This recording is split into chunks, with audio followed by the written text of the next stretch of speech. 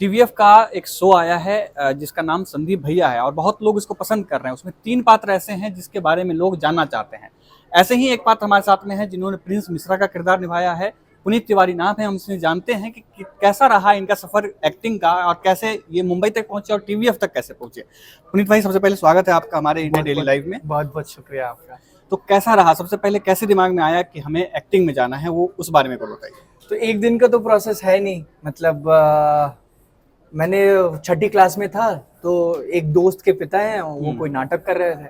तो जब नाटक कर रहे थे तो एक ऐसा म्यूजिक जो पैथोस क्रिएट करता है वैसा कुछ बज रहा था और फैमिली ड्रामा, रोना धोना वो सब चल रहा था। तो मैंने अपने दोस्त को कहा कि यार मुझे भी नाटक करना है, ये कौन सी चीज है, मतलब मुझे करना है। तो उन्होंने कहा कि देखो एनुअल डे का इंतजार करो, जब होगा तो बताया जाएगा तुम्हें। तो एनुअल डे आ गया। एनुअल डे के लिए हमारे सामाजिक विज्ञान के एक टीचर थे सिन्हा सर, तो उन्हें पहले नाम दे दिया गया। उन्होंने जब कास्टिंग की बात आई तो उन्होंने सबसे पढ़वाए कैरेक्टर, तो हमें भी एक कैरेक्टर मिला। वो जो कैरेक्टर था वो महिला पात्र का था। तो फिर मैं कुछ आया कि भाई मैं महिला पात्र क्यों पढ़ूंगा, मैं कोई पुरुष पात्र करना चाहूंगा।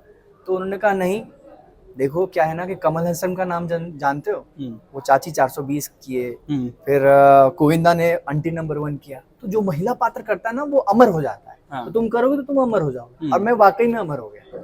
तो क्या उसको दाढ़ी वाड़ी थी जैसे अभी तो आपकी? नहीं, तब दाढ़ी नहीं, मतलब 6ठी क्लास में था और उस समय दाढ़ी कहाँ, मतलब तो नाटक के बाद नाटक वाटक कर लिया हमने, इधर से कॉस्ट्यूम लाया, उधर से कुछ किया और नाटक कर लिया। नाटक के बाद असली नाटक हुआ। हमारे सारे दोस्त थे, बॉयज स्कूल था, कोई एजुकेशन था नहीं, तो सारे लोग मुझे उस पात्र के नाम से बुलाने लगे, मतलब उस महिला पात्र के नाम से। मेरा अपना नाम है, मुझे मेरे नाम से बुलाया जाए, तो मेरे नाम से नहीं, मतलब उस महिला पात्र के नाम। क्या नाम था उस महिला पात्र का? आरती। अच्छा, आरती। आप स्कूल में आरती के नाम से फेमस हो गए? फेमस क्या हो गया, मतलब 1 साल तक मुझे यही बोलते थे, आरती इधर आ। तो मतलब चिढ़ तो होती थी कि भाई मुझे मेरे नाम से बुलाया जाए। लेकिन क्या है ना कि अगर बुली किए जा रहे हो आप, तो ना आप दिखाइए मत कि मैं चिढ़ रहा हूँ। तो मैं नहीं बताता था कि मैं आपकी बात से चिढ़ रहा हूँ। फिर फाइनली 1 साल के बाद फिर एनुअल डे आया और फिर मैंने एक नया किरदार किया वैद्य जी का, जो चूरन, लवन भास्कर चूरन बेचता है। तो वो फेमस हो गया, फिर वैद्य जी के नाम से जाने लगा। तो फिर स्कूल का एक जो पात्र होता है, स्कूल का कैरेक्टर करना, फिर उसके बाद एक इसको करियर के लेके जाना, किस तरीके का सफर, आसान था या कठिन था? नहीं, मतलब उस समय तो ये नहीं सोचा था कि करियर करूंगा, क्योंकि छोटे शहर में यही था।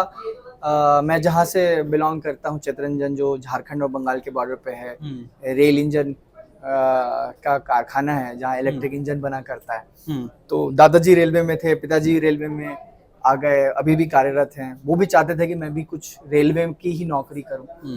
तो वहाँ उस समय तो सबको लगता था कि या तो डॉक्टरी करोगे या तो इंजीनियरिंग करोगे, दूसरा कोई ऑप्शन था नहीं। पिताजी ये चाहते थे कि आईआईटी की तैयारी करूं, जो कोचिंग अगर करना है तो वो करो। लेकिन मैं पहले से माइंडसेट था कि यार मैं आईआईटी के लिए तो नहीं बना हूं, क्योंकि मुझसे होगा नहीं, और मैं करूंगा भी तो फिर वो पैसा जाएगा, खर्च होगा। मतलब मेरी फैमिली बैकग्राउंड क्या है, मतलब जैसे अगर हम कहें कि पापा आपके रेलवे में, आपने बताया, तो और फैमिली मम्मी जैसे हैं? मम्मी हाउसवाइफ हैं। अच्छा। और वही चाहते थे कि भाई सरकारी नौकरी लो, सेटल्ड हो जाओ। लेकिन फिर जब दिल्ली आया तो दिल्ली में जर्नलिज्म कर रहा था, साथ में एक थिएटर ग्रुप है बहरूप, जो जेएनयू में एक थिएटर ग्रुप है, और बहुत ही सीरियस किस्म का नाटक और उनके मुद्दों भरा हुआ नाटक करते हैं। तो वो नाटक करना हुआ, और फिर पहले तो शौकिया तौर पर भी उस ग्रुप से जुड़ा। फिर धीरे धीरे वो समय आया कि नहीं, ये सीरियसली मुझे मजा आ रहा है, यही करना है, ये करियर का चुनाव है मेरा। तो करते करते मतलब एक मौका आया कि भाई मुझे ट्रेनिंग लेनी चाहिए। और उस दौरान जब दिल्ली में था तो मैं नाटक देखा करता था, नेशनल स्कूल ऑफ ड्रामा के सारे नाटक, रेपेट्री के नाटक। और सबसे बड़ी बात है ना, दिलचस्प बात यह है कि दिल्ली जो है ना, देखने सुनने के लिए बहुत अच्छा शहर है। आप इंडिया हैबिटेट सेंटर चले जाइए, वहां पर सिनेमा की स्क्रीनिंग्स हो रही है और अच्छी सिनेमा देखने को मिल रहा है। जापान फाउंडेशन है, कितने सारे एम्बेसीज हैं, Korean, European film festivals, Singaporean film festivals, वो सब आपको मुफ्त में उपलब्ध है। आपको कहीं जाने की जरूरत नहीं है, आपको जानना होगा कि भाई कहाँ क्या हो रहा है। तो इस मामले में तो दिल्ली बहुत ही मतलब वाइब्रेंट शहर है। तो खोजी प्रवृत्ति को तो था ही कि कहाँ अच्छा देखने को मिल रहा है, सुनने को मिल रहा है। तो मैं ये सब अटेंड करता था, स्क्रीनिंग से अटेंड करना था, और करते करते करते करते मुझे लगा कि मुझे सिनेमा करना है। तो ये इससे ज्यादा अच्छी जगह कौन सी हो सकती है सीखने तो एक ये कि जब आपका ट्रेनिंग सेशन होता है, जब आप सीख रहे होते हैं, तो मन में बहुत सारी चीजें होती है कि हमें ऐसे करना है, वैसे करना है, यानी कि सपना होता है, और सपना और रियलिटी में बहुतों का फर्क होता है। तो ये आपने कैसे किया कि भाई हमें जब आप स्कूल से निकले, एक्टिंग स्कूल से निकले और मुंबई गए, और फिर वो उस बारे में कुछ बताइए कि कैसा रहा वो। एक कोई खामख्याली नहीं थी कि ऐसा हो जाएगा, वो ऐसा हो जाएगा। मैं कोई ऐसे ग्राउंड पे नहीं जी रहा था कि मुझे वास्तविकता नहीं पता था। मुझे पता है कि क्या मुश्किलें हैं, क्या दिक्कत है, लेकिन उसके बावजूद भी, उन रिजेक्शन के बावजूद भी उसे एक्सेप्ट करके आगे बढ़ना और बेहतर चीज तलाशना। मुझे पता है कि मैं जो किरदार तलाश रहा हूँ मुझे नहीं मिल रहा है, लेकिन कुछ ऐसे किरदार जरूर बने होंगे जो मुझे तलाश कर रहा हो। तो शायद प्रिंस मिश्रा उसी किरदार का एक हिस्सा है। अगर प्रिंस मिश्रा मुझे मिला तो शायद प्रिंस मिश्रा का किरदार मुझे ढूंढ रहा था। कई सारे लोग ऑडिशंस दिए, तो मैं तो इसके लिए ग्रेटफुल हूँ, टीवीएफ का ग्रेटफुल हूँ कि टीवीएफ ने भरोसा किया मुझे। तो घर के लोगों को कैसे मनाया कि भाई हमें जाना है? ऐसे जैसे एक मध्यवर्गीय का परिवार और उस पर सरकारी नौकरी करने वाले के परिवार में हर आदमी चाहता है कुछ इस तरीके का एक स्टेबल जॉब करे, तो एक्टिंग के लिए कैसे मनाया? क्या कभी कुछ इस बारे में बहस हुई पिताजी से या माँ से? पिताजी की बहस नहीं, वैसे जब मैं जर्नलिज्म की पढ़ाई कर लिया तो अब उनका ये सपना था कि अब मैं हाथ में माइक लेके रिपोर्टिंग करूंगा। और रिपोर्टिंग करते करते देखिए, हालांकि मैं रिपोर्टिंग नहीं किया और कोई भी मीडिया एजेंसी में भी मैंने ज्वाइन नहीं किया। तो पिताजी का ये कहना था कि तुमने तो कहा था कि तुम रिपोर्टिंग करोगे, तुम हाथ में कैमरा लोगे और टीवी पर आओगे। तो मैंने कहा कि पापा ना, मुझे रिपोर्टिंग नहीं करना है, मुझे कुछ और करना है, मैं थिएटर करना चाहता हूँ। मैंने ये कह दिया, थिएटर भी एक मीडिया है। तो गुस्सा हो गया, तुम मुझे सिखा रहे हो थिएटर मीडिया है? हाँ। तो इसके बाद फिर बातचीत बंद, और होता है ना मुंह फुलाना आम घर में कि ठीक है आपकी और मेरी भी बातचीत बंद है। तो उस दौरान क्या, दिल्ली में ना एक चटकारा न्यूज करके एक पॉलिटिकल सटायर सीरीजेस शुरू हुए थे। तब 2014 के प्री इलेक्शंस की बात है। तो मैं कभी केजरीवाल की मिमिक्री करता था, कभी अलग अलग पॉलिटिकल पार्टी के नेताओं की मिमिक्री करता था। तो वो रीजनल चैनल था जो झारखंड बिहार में वो दिखाया जाता था। तो वो उसके 16वें एपिसोड को देखते हुए पापा थोड़े इमोशनल हो गए, और अचानक से माँ ने फोन कर दिया कि देखो देखो तुम्हारे पिताजी थोड़े ना इमोशनल हो गए तुम्हें टीवी पे देख के। तो छोटे शहर में ये होता है कि आप टीवी पे आ जाते हैं तो बहुत बड़ी बात होती है। तो हालांकि उन्होंने फिर सपोर्ट करना शुरू कर दिया कि हाँ तुम्हें जो करना है करो।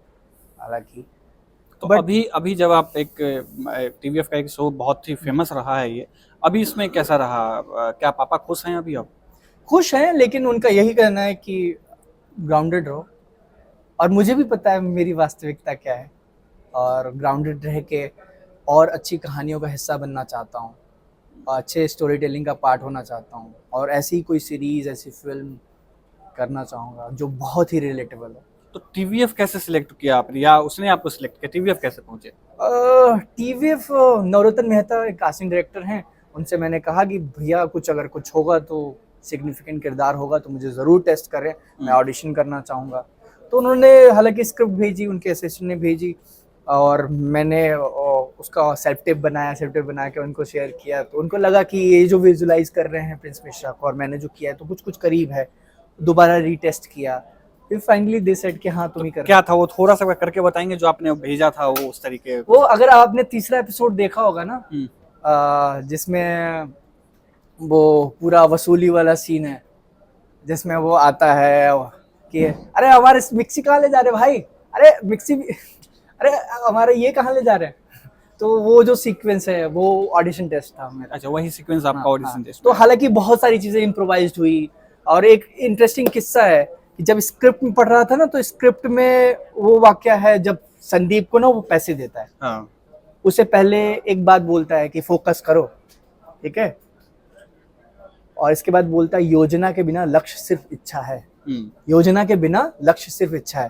तो हालांकि ये स्क्रिप्ट में लाइन नहीं थी, और जब मैं पढ़ रहा था तो पढ़ते पढ़ते पढ़ते क्या होता है कि आपका जो किरदार है ना आपको दिखने लगता है, उसकी दुनिया दिखने लगती है।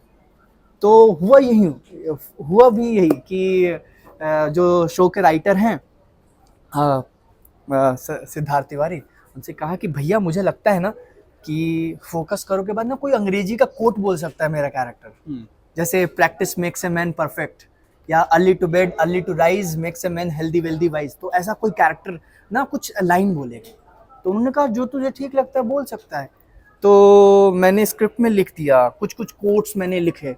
हालांकि एक अंग्रेजी के मशहूर लेखक हैं, उनके अंग्रेजी कोट का एक हिंदी अनुवाद है कि योजना के बिना लक्ष्य सिर्फ इच्छा है। मैंने लिख दिया, और जब हम शूट कर रहे थे तो रिहर्सल में तो वही लाइनें बोली जो स्क्रिप्ट में थी, और टेक में, मतलब जब रियल टेक कर रहे थे तो उसमें मैंने बोल दिया कि योजना के बिना लक्ष्य सिर्फ इच्छा है। और अभी ये लाइन काफी मोटिवेशनल कोट्स के तौर पर बहुत सारे कई सारे मीम्स भी मीम्स बन रहे हैं, आईएएस अधिकारी भी ट्वीट कर रहे हैं, कोट कर रहे हैं। तो मेरा यही है कि अब आप खोज रहे होते हैं ना किरदार को, और किरदार में आप बिल्कुल समाहित हैं, तो वो दुनिया दिखने लगती है। तो शायद वो दुनिया देखने का ही परिणाम है कि जब आप खोज रहे हैं तो इतने आप इन्वॉल्व हैं, तो आपको लतिका जी भी दिखती है, आपको कविता जी भी दिखती है, वो पूरा प्रिंस भैया का घर दिखता है, और संदीप भैया के साथ क्या रिलेशन है। जैसे कहते हैं ना, छोटा शहर का ना अपना एक्सपायरी डेट होता है, वक्त पे कट लो वरना कट जाता है। ये भी आपका बहुत वायरल है। हाँ, तो अगर वो छोटा शहर महसूस ही नहीं करेंगे तो मैं कैसे बोल पाऊंगा? जब आपके अंदर, आपके दिल के अंदर जो इंटरनल दुनिया आपने बनाई है प्रिंस मिश्रा की, अगर छोटा शहर आपके अंदर नहीं होगा, वो बाहर कैसे आएगा? तो यही हुआ, इस खोज की प्रक्रिया की देन है प्रिंस मिश्रा। मतलब मैं आम जिंदगी में थोड़े इंट्रोवर्ट किस्म का इंसान हूँ, लेकिन प्रिंस मिश्रा वो अलग एनर्जी कैरी करने वाला इंसान है। तो रीडिंग में भी डायरेक्टर ने कई बार मुझसे कहा कि इस शो के डायरेक्टर हैं परिजात जोशी, बहुत कमाल के डायरेक्टर हैं। तो उन्होंने ये कहा कि इसकी एनर्जी कुछ और है, ये बोलेगा कुछ और, इसके टेम्परामेंट्स कुछ और हैं। तो एक अच्छी टीम होती है ना, तो आपको फीड करती है। तो उन्होंने बहुत अच्छे से फीड किया। तो कई बार ना मैं, एक भार भी होता है ना कि एक परफॉर्मेंस प्रेशर भी होता है, वो अच्छी भी बात है। तो परफॉर्मेंस प्रेशर में मैंने टीवीएफ को यही दरखास्त किया कि आप मुझे ना 7 दिन पहले प्रयाग नगरी भेज दीजिए। कहा जाता है ना, जैसा खाए अन्न वैसा होए मन। तो प्रिंस मिश्रा का क्या मन है, उसकी क्या शैली है, और कई बार बम्बई में रहते रहते थोड़ा संकुचित हो जाते हैं आप। तो मैंने कहा कि प्रयाग नगरी आप भेजिए मुझे। उन्होंने भेजा, और फिर मैं खोज रहा था, उसी खोजने की प्रक्रिया में जो भी निकल कर आया वो आप देख रहे हैं। तो टीवीएफ का ये जो आपका, जिसमें आपको लोग रिकॉग्नाइज कर रहे हैं, आपको लोग जानना चाह रहे हैं कि आखिर ये प्रिंस मिश्रा जो है वो पुनीत तिवारी है कौन, ये पात्र। लेकिन क्या इस तरीके का और भी आपने कुछ किए हैं शोज या फिल्म या कुछ इस तरीके का, जो आप उस बारे में कुछ बताइए कि किस तरीके, पहले कहाँ थे आप? पहले कहाँ था, ये पहले इसी इंडस्ट्री में था, बम्बई में था, और थिएटर कर रहा था, फिल्में कर रहा था। बस यही है कि संदीप भैया के बाद आप थोड़े और पॉपुलर हो गए, कुछ और लोग जानने लगे। तब भी मैं एक्टर था, अभी भी एक्टर हूँ। बस यही है कि शो और पॉपुलर बना रही है आप। तो टीवीएफ के जितने आपके और जो सहयोगी पात्र थे, उनका आपसे संबंध कैसा है अभी का, और उस सिचुएशन में? क्योंकि संदीप ओलान के जो पात्र हैं वो आपसे सीनियर हैं और वरिष्ठ हैं, और उसके बाद उनका अनुभव भी लंबा रहा है इस एक्टिंग फील्ड में। तो कैसा रहा आपका उनके साथ में? तो सनी हिंदुजा अपने आप में बहुत कमाल की चीज़ है। मतलब चीज़ क्या है, कितने समय से एफटीआई के पास आउट हैं और इतनी एक्सपीरियंस्ड हैं, इतना सारा काम किया है, और सेट पे भी काफ़ी ग्राउंडेड हैं। कई बार आप बतौर एक्टर अगर किसी सीन में फंस जाएंगे, कई बार होता है कि कई बार आप मल्टीपल टेक्स करते हैं ना, तो वो जो इमोशन चाहिए ना, कई बार लगता तो है लेकिन कई बार उस लेवल पे नहीं क्रिएट होता। तो वो आके कान में ना कुछ थोड़े बहुत इनसाइट्स दे देंगे कि ऐसे कर लो तो शायद ये हो जाए, और वो हो जाता है। तो बहुत सुंदर अनुभव है उनके साथ काम करना, ये बहुत सौभाग्य की बात है। कहीं देखा मैंने कि आपका बिहार कनेक्ट है कुछ, कि वो बिहार का कनेक्शन क्या है? देखिए, बिहार का कनेक्शन ये है कि मूल रूप से आरा बिहार हमारा गांव पड़ेगा। आरा जो है कोइलवर के पास एक जगह है, सोन नदी के किनारे। तो वहाँ मेरा गांव है, पैतृक गांव। दादाजी वहीं से निकले थे, फिर रेलवे में नौकरी करने लगे चितरंजन, फिर पिताजी अभी भी कार्यरत हैं। तो और ये बिहार कनेक्ट है। आप फिल्म में एक तो दो, आपका जो शो था उसमें दो चीजें थी, एक तो एक अच्छा दोस्त और एक ऐसा मतलब एक ऐसा प्रेमी भी जो छिपा हुआ है। तो उस चीज के बारे में बताइए कि कैसा कोई लव एंगल है, अभी रियल लाइफ में कुछ लव एंगल है, कोई दोस्त ऐसा है? नहीं, ऐसे दोस्त हैं, मतलब जैसे आरुषि को आप देख रहे होंगे तो आरुषि को संदीप भैया मिल गए तो आरुषि आईएफएस बन गई, ठीक है। और संदीप भैया के बनने के क्रम में इतने कई सारे प्रिंस मिश्रा जिन्होंने इतना सारा त्याग दिया और एक दोस्ती निभाई, एक सच्चा दोस्त बनकर निकले। जब उन्हें वक्त में ज़रूरत थी, जब वो डिप्रेशन के दौर में गुजर रहे थे, तो वो प्रिंस मिश्रा ही था जो प्रयाग नगरी में अपने पास रखा जब वो घर नहीं जा सकते थे। तो उसका भी अपना लहजा है, वो अपने तरीके से उस डिप्रेशन से संदीप को निकालने की कोशिश करता है। अब वो उसका डेस्परेशन समझ जाइए कि वो कह रहा है 4 हफ्ते में ना 14 एग्जाम फेल कर चुके हैं और चेहरे पे चमक बरकरार है। तुम 4 महीने से इसे पढ़ो, थोड़ा बाहर निकलो, मोटिवेशन लो हमसे। फिर तब भी वो हिलता नहीं है तो वो बोलता है कि सुनो, लतिका जी के साथ घूमने का प्रोग्राम बना है, संगम घाट जाएंगे, चलोगे? तब भी वो जाने की तैयार नहीं है। तो किसी भी तरीके से उसको अपने उस कोप भवन से बाहर निकालने का प्रयत्न कर रहा है। तो जीवन में कोई लतिका जी आपके है या कुछ और नाम? लतिका जी, कविता जी, वैसा कुछ ड्रामा नहीं चल रहा है मेरी जिंदगी में। बहुत सेटल्ड और सॉर्टेड हूँ रिलेशनशिप के मामले में। अच्छा, मतलब मैं ये जानना चाहता हूँ, है रिलेशनशिप में आप अभी या नहीं है? नाम भी ले सकते हैं वैसे आप चाहे तो। नहीं, कुछ पर्सनल है तो उसको पर्सनल ही रहने दीजिए। और आपका एक जो आपने कहा कि मिमिक्री वाला जो आपने एंगल बताया, तो बस एक लास्ट हम चाहेंगे कि बार मिमिक्री करके 2-3 पात्र जो हैं अच्छा जो आपका लगे, या आपने अरविंद केजरीवाल का किया हुआ है तो उसके कुछ 1-2 करके बताएं। नहीं, देखिए, मैं मिमिक्री तो काफी 9 साल हो गए मतलब उसको करते हुए, क्योंकि कहते हैं ना एक्टिंग स्टार्ट्स विद इमिटेशन। तो इमिटेशन से शुरू किया था, लेकिन अभी तो मैं उस रियाज में नहीं हूँ। फिर भी कोशिश कर सकते हैं, ट्राई कर सकते हैं। खराब कोशिश से अच्छा है कि ना किया जाए, तो पुराने वीडियोस हैं उसे देखा जा सकता है। तो अभी किस किस प्रोजेक्ट में आप काम कर रहे हैं, किस तरीके के आगे हैं अभी? इमरान हाशमी के साथ एक फिल्म की है, बहुत छोटा सा पार्ट है। छतरी वाली जो मैंने फिल्म की थी उसी के निर्देशक हैं, और उनके साथ एक फिल्म की है। फिल्म जो है पार्लियामेंट अटैक के बारे में है, और मैंने भी एक टेररिस्ट की भूमिका अदा की है। तो हालांकि फिल्म अनटाइटल्ड है, आने पर पता चल जाएगा। और इमरान हाशमी मेरे बचपन के हीरो हैं, तो मैं उस दौर में था जब इमरान हाशमी और हिमेश रेशमिया के गाने जो है सर चढ़कर बोला करता था। तो मैंने तो सेट पे इमरान सर को ये कह दिया कि पता है, आपकी फिल्मों ने ना मुझे जवान किया है। तो उन्होंने कहा कि तुम लोगों को जवान करते करते मैं बुढ़ा हो गया। तो मतलब मेरे लिए बहुत बड़ी बात है, मेरे बचपन के हीरो हैं, तो पूरा रिस्पेक्ट है। तो ये थे प्रिंस मिश्रा टीवीएफ में जो मशहूर किरदार है उसके निभाने वाले पुनीत तिवारी जी, और कैसे एक छोटे से जगह से निकल करके पत्रकारिता के छात्र रहे, उसके बाद एक स्ट्रगल के बाद मुंबई जाना और वहां से एक अच्छा खासा अपना मुकाम हासिल करना, ये बहुत ही आसान नहीं रहा। आपने सुना किस तरीके से इनकी जर्नी रही। इस तरीके की तमाम खबरों के लिए, तमाम जानकारियों के लिए आप देखते रहिए इंडिया डेली लाइव।